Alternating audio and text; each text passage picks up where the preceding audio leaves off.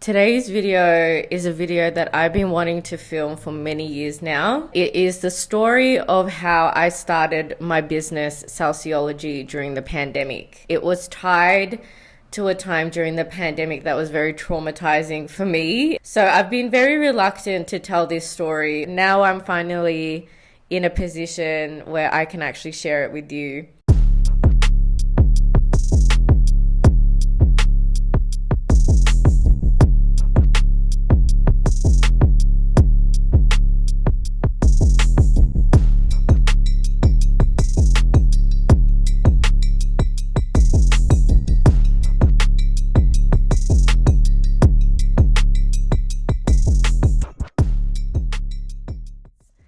Hey Salceologists, welcome back to my channel. If you are new, my name is Angela. I'm a woman in STEM and I've been in the STEM industry for 15 years. I'm also a STEM entrepreneur. I'm the owner and founder of Salceology Jewelry, and I've been in business for 4 years now, and we're about to start our second one in 2026, which is very exciting. My YouTube channel is all about empowering STEM women to reach their potential. So if that sounds like your vibe, please go ahead and subscribe to our channel. Send us some love.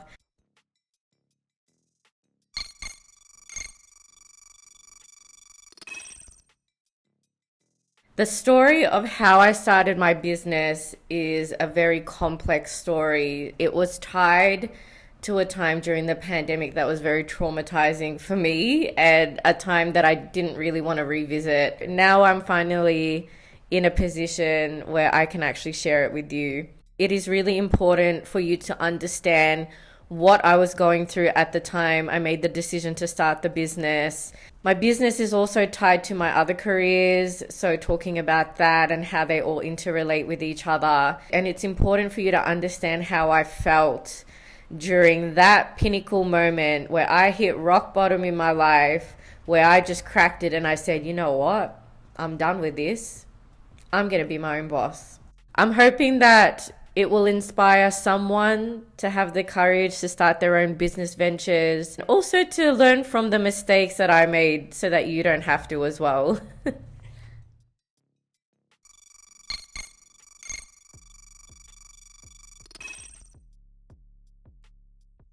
Every entrepreneur and business owner has their own story of how they started their businesses. Some business owners have a spark of creativity in the middle of the night and then just hit the ground running with their idea and never look back.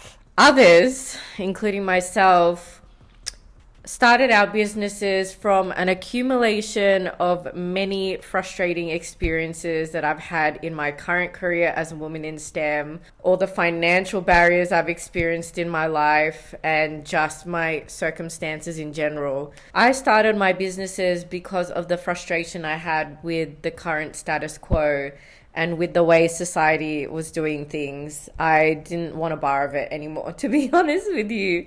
And I wanted to break out of the matrix, as they say. So with that being said, please get comfortable. Grab a beverage of some sort, alcoholic, non-alcoholic. I'm not going to judge you. Get some snacks. I'm going to spill the tea of how I started Salceology. I'm going to be doing a lot of talking today. No coffee, water this time.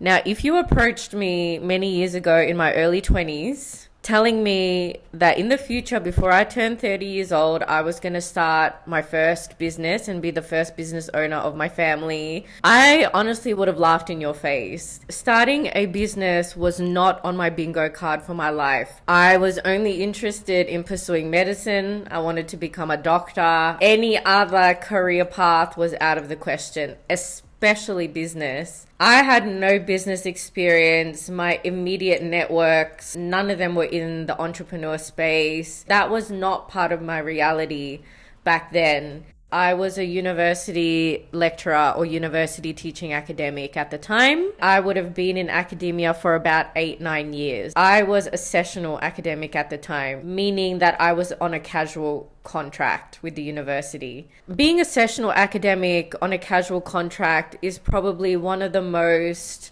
unstable careers that you can ever go into in STEM financially. I had no job stability, no financial security. I didn't even have leave, like sick leave, annual leave, none of that stuff. I never took a sick day in the 9 years that I worked in academia.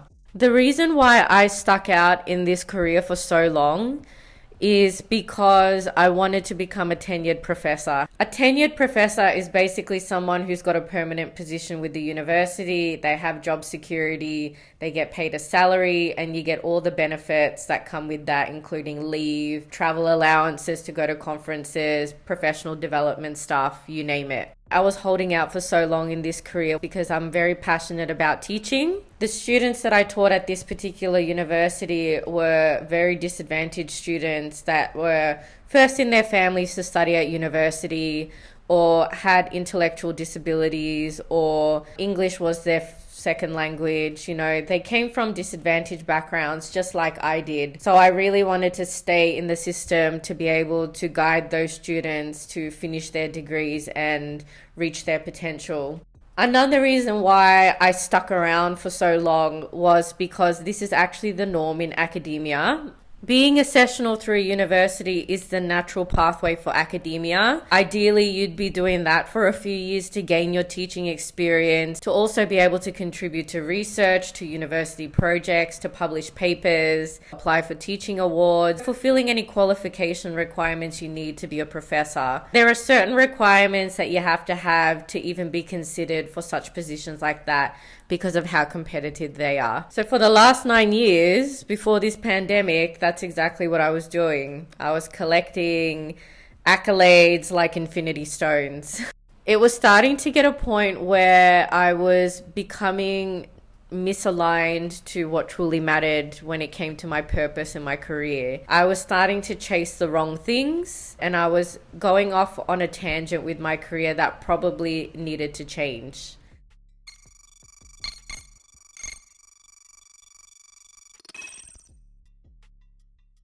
Okay, so let's set the scene. It was the year 2020. I was living in Melbourne, Australia at the time. Now, if you know anything about Melbourne, Australia and the pandemic, you will know that we will go down in the public health history books as case studies because we experienced some of the harshest lockdown laws in the world. We were in lockdown for such a long time that it actually impacted many families and individuals and their livelihoods to a whole nother level. At this time, I was living with my family. We were all under the same roof. I was living with my mum.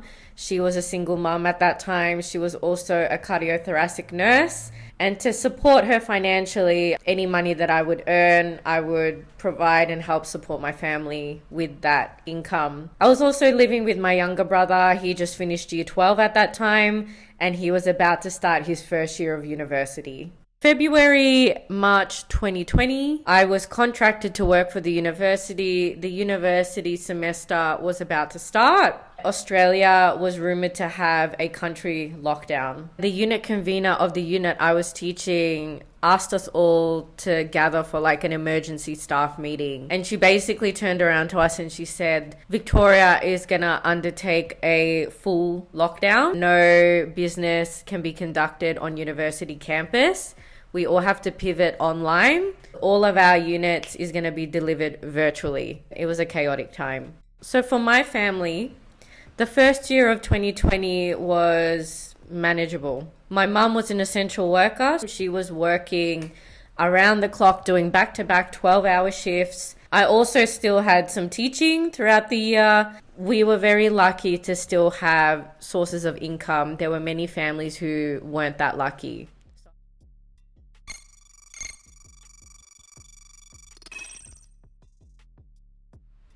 The year 2021, the worst year of my life. Actually, no, I've had worse. I think it's a tie. One day my mum came into my room. She told me she was experiencing chest pain. So I called the paramedics immediately. I called the ambulance to come and see her, to assess her. They came very quickly. One of the paramedics was someone that I taught. I actually taught him for anatomy and physiology many years ago. I feel sorry for him. He was under a lot of pressure. Once they stabilized mum, they realized that there was something going on and they needed to send her to the hospital. I wasn't allowed to go with her at that time because we were in a pandemic. There were very strict rules about visitation at the time. So the hospital basically said to me, your mum is going to take a while. They're going to be doing a whole lot of tests. It's going to take hours. We can call you after all the tests are done to come and pick her up, but you cannot stay there with her. So I was at home, I was waiting for the hospitals to call. A few hours passed and I was ready to pick her up. Basically, they found out that she needed to have major heart surgery immediately. She was like the highest category patient. She needed to have her surgery within a couple of weeks.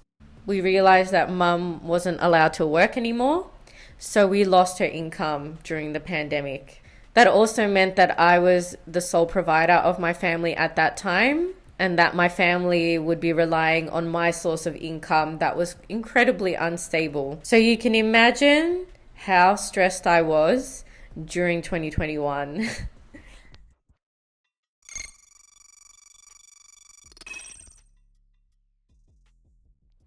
The day finally came where mum had to have her surgery. I dropped her off to the hospital at 6 a.m. in the morning. And that car ride is a ride I would never forget because that was the first time I saw my mum scared. My mum is a very strong woman. So seeing someone as strong as her be scared made me scared. I'd never seen her like that before. It was a major surgery with a lot of risk. And we've never as a family have experienced something like that before.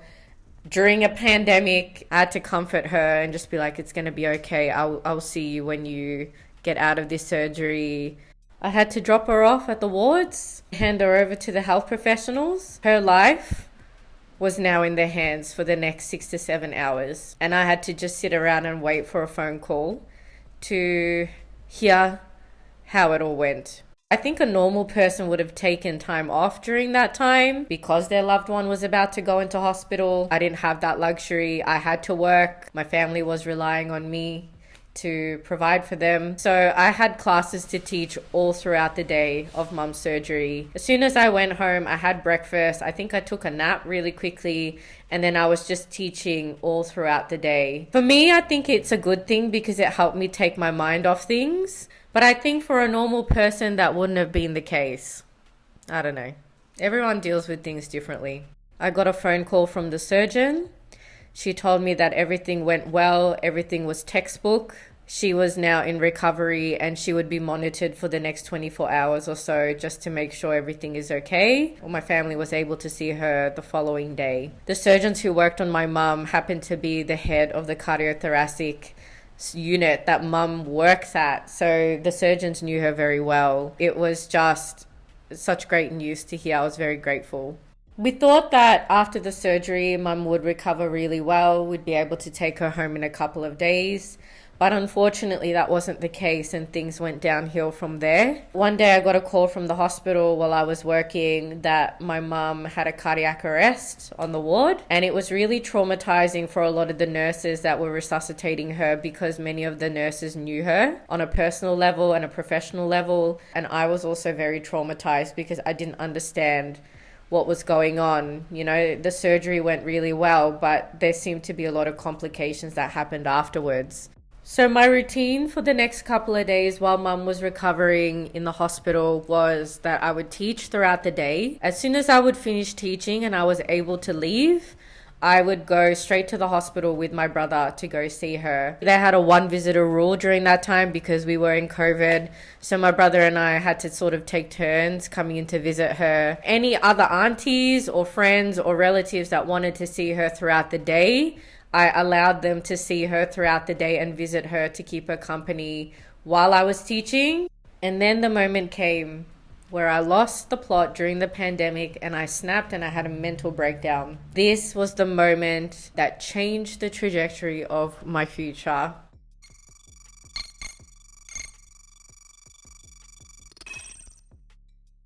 A couple of days later, mum was still in the hospital. She was recovering on the wards. They were still trying to figure out what to do with her after the first cardiac arrest. I was working as usual, as I usually do, and then I get a phone call from my auntie who was visiting her during the day. She called me and she said, "Angela, do you know where your mum is? She's not on the ward." What do you mean she's not on the ward? Do you know that she got taken to ICU again for the second time? Did the hospital tell you that? I'm like, no? What do you mean? What happened? And I lost it, guys. I don't think you want, not at my auntie, but I just lost it because I was like, what do you mean? She's back in ICU again. What the hell happened? Because I didn't know anything. I hang up. I called the hospital and I asked, what the hell is going on? Mum went into a second cardiac arrest that day. They were stabilizing her in ICU because it got really bad. And I was like, can I visit her? Like, can I go there? Like, what's going on? And they're like, no, we must stabilize her first. We'll call you when you can visit her. The stress of worrying about my mum's health, on top of the fact that we were in a pandemic, on top of the fact that I was stressed from my job and I was always worrying about money at that time, but also my job in general is very stressful. On top of the fact that I also didn't really have anyone to turn to during that time because we were all in lockdown. I had to make sure that the household was still taken care of. There was food, someone had to cook. I also had a younger sibling that was studying at that time, so I wanted to make sure his mental health was okay. I was just distraught at that point. I was one step away from having a mental breakdown because I just couldn't handle all the stress that I was carrying at that time. I can handle a lot of stress. I've had a pretty difficult life. It was getting too much for me now. And I was one inconvenience away from just snapping completely. I was also very angry. I was angry that I found out about my mum in such a weird way. I guess it just was meant to be that way. I don't think it's the hospital's fault. I just think it was just the way I found out about it made me angry. I remember that I had some outstanding admin stuff that I needed to do for work. One of them being that I had to put my timesheet through in order to get paid that fortnight. Another unfortunate thing about being a sessional is that because you don't get paid a salary where HR just process it for you in the back end and the money just mysteriously comes into your account every fortnight like clockwork and you don't have to worry about it.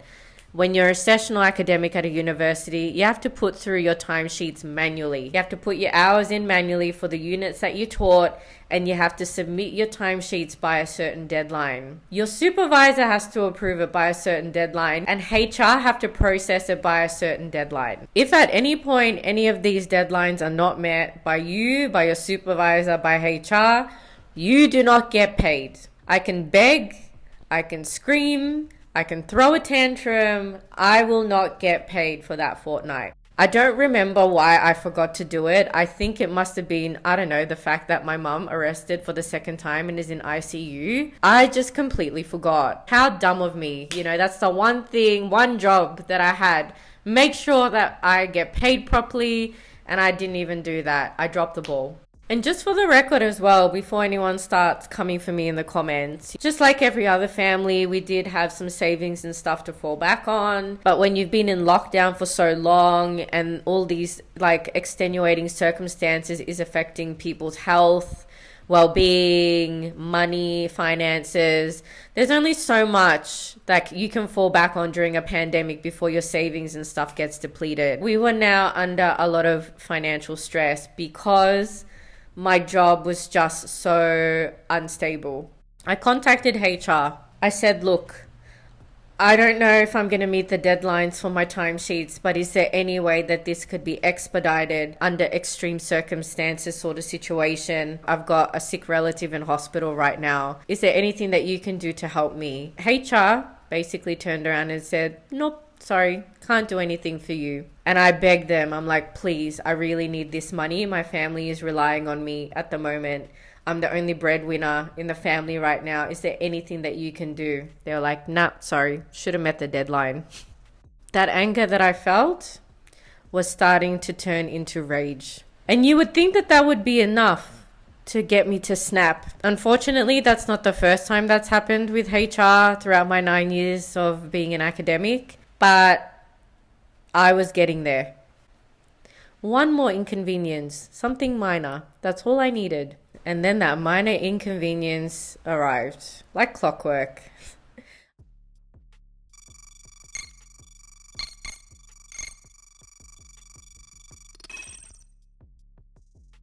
The cherry on top of the cake that made me have a mental breakdown and just absolutely lose it was an email that I received from the dean of the faculty that I was teaching into.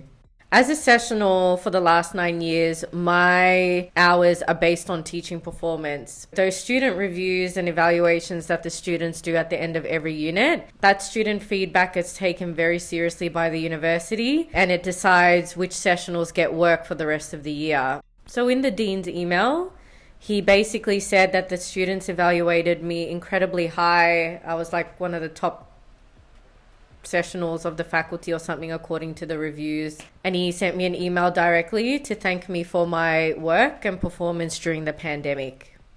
As soon as I read that email, I lost it. As soon as I read the email, I mentally broke down and I just started crying at my desk. It was like as if all the years of all the pent-up anger that I had just came out in that moment. I was angry at the fact that we were in a global pandemic and I had no control over what the hell was going on to all of us. I was angry that my mum was in the hospital and that her health was out of my hands and out of my control. I was angry that I just worked a 120-hour fortnight while my mum was recovering in hospital and I wasn't getting paid for the hours that I worked. I was angry that I'm meant to be this big shot academic with lots and lots of experience. I've won many awards and accolades for my teaching. I did all the right things that I was meant to do to get promoted as a tenure, where the dean himself is sending me emails in recognition for my work. I've received many emails from him in the past throughout my career. This is not my first time being recognized for my work, and I was stuck in a pandemic with no security that I was going to have a job tomorrow. I was angry that all the years that I've sacrificed for my career that was meant to be all worthwhile in the end. In that moment during the pandemic, I wasn't able to provide for my family. In hindsight, looking back at that moment, I wasn't angry at the university or the dean or the hospitals or anything like that. They were just all doing their jobs at the end of the day. You know, they had bigger fish to fry. The person I was the most angry at was myself. I was so angry at myself. It is my job to be the provider and protector of my family, and I wasn't really doing a good job. I didn't know how we were going to pay our bills. The banks were actually harassing me every day as well. I was angry at myself because I felt like a failure. How did I put my family into this position? How did I get myself into this position? How is this happening? I'm usually the person that has all the answers. There's never a problem in life I couldn't fix. But in that moment, I really didn't have an answer.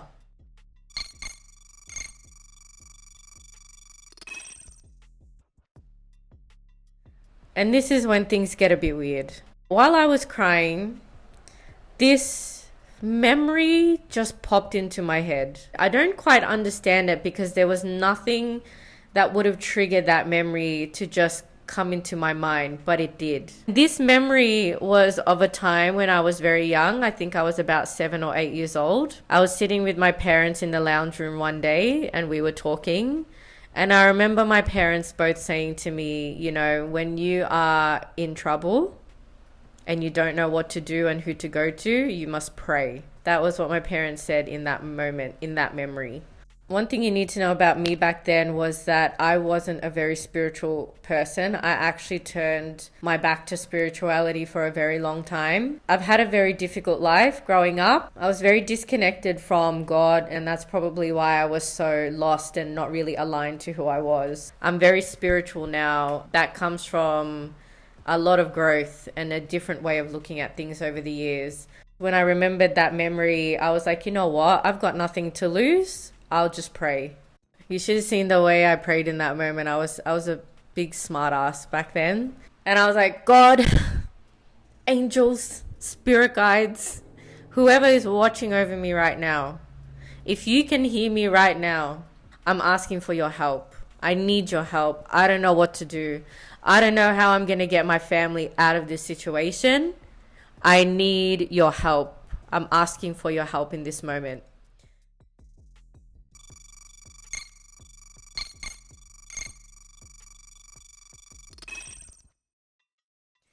Ask and you shall receive.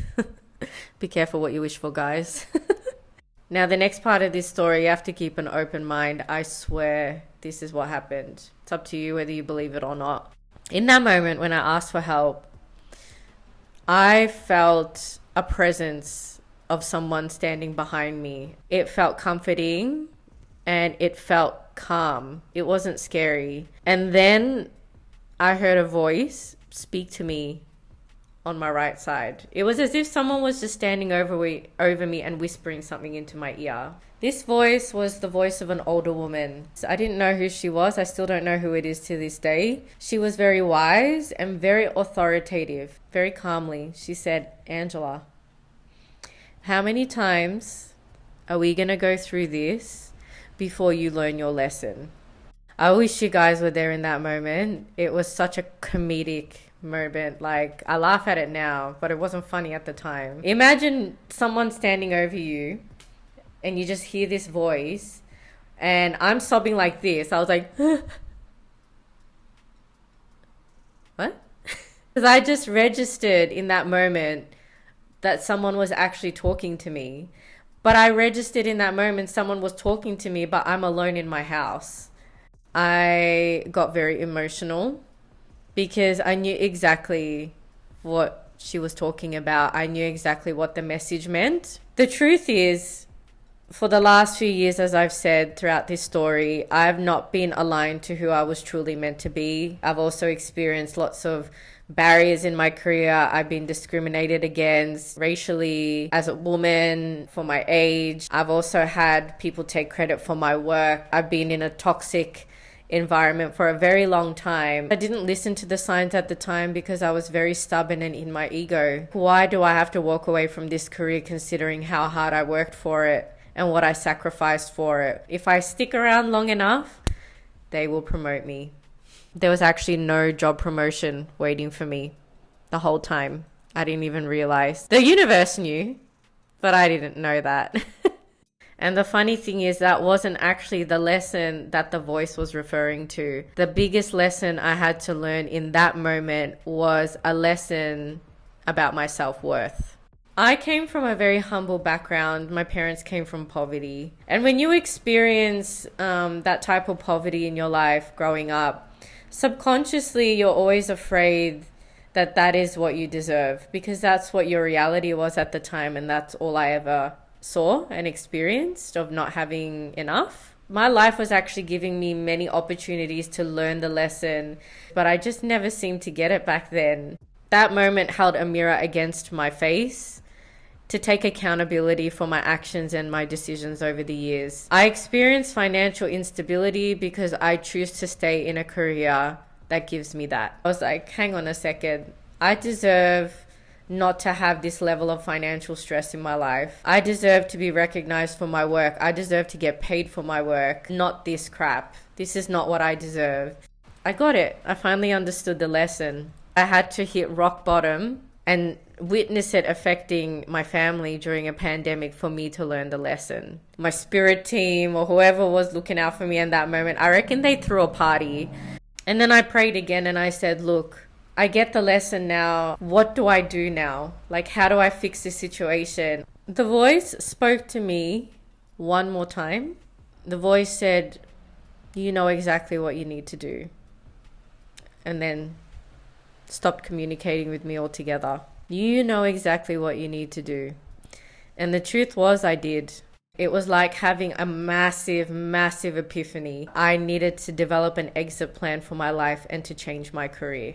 I felt like I just completed a chapter or a level in a game, and I completed it finally after like going through it so many times. Something changed. Like, I leveled up.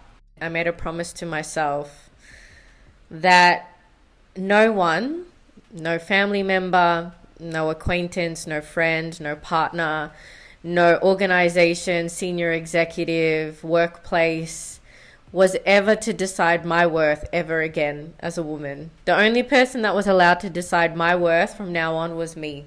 I'll work in academia for as long as I have to, just for the money. And as soon as I have an exit plan, I'm leaving. I wanted to be my own boss. I wanted to call the shots for the business that I decide to build.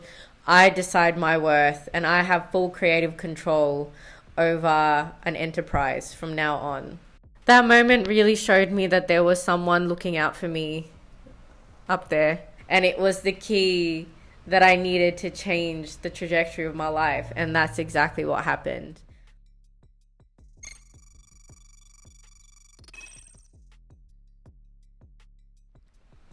So after that moment, I spent every waking hour during the pandemic where I wasn't working to figure out my exit plan, change my career, and start a business.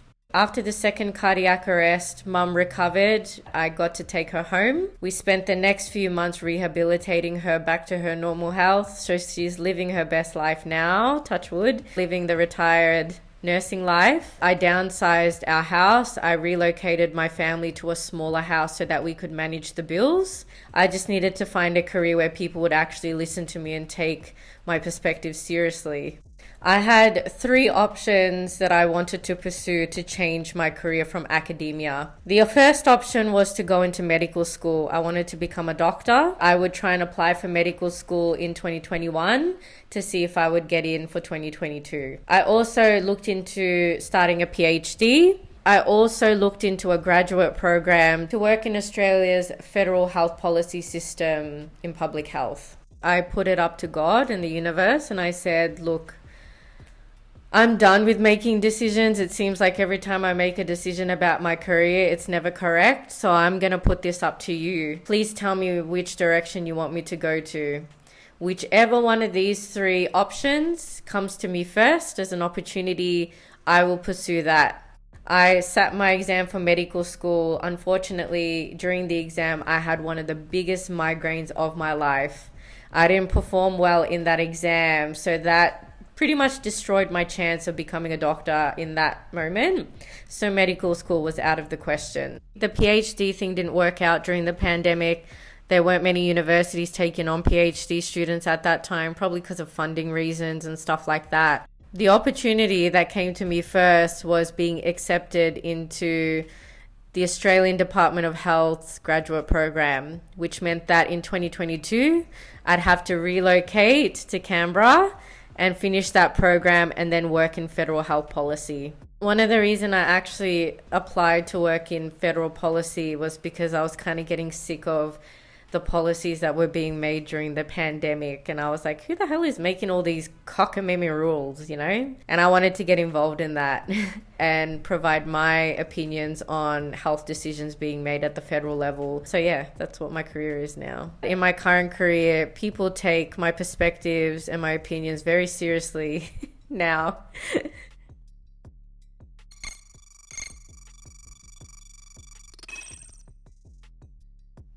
When I decided to start the business, I spent every waking hour researching using the internet and social media about what a business model should look like, what kind of business I wanted to go into, the branding behind the business, how to pack orders. And at that time, when I was still deciding what business to make, when I did finally decide that it was going to be a jewelry business, I was looking into the jewelry making process and getting stock and products and all that sort of stuff. I spent the last 9 months of 2021 developing the business, getting everything I needed to launch my first product. I still got to use my medical knowledge. It was a creative outlet for me, which I really wanted.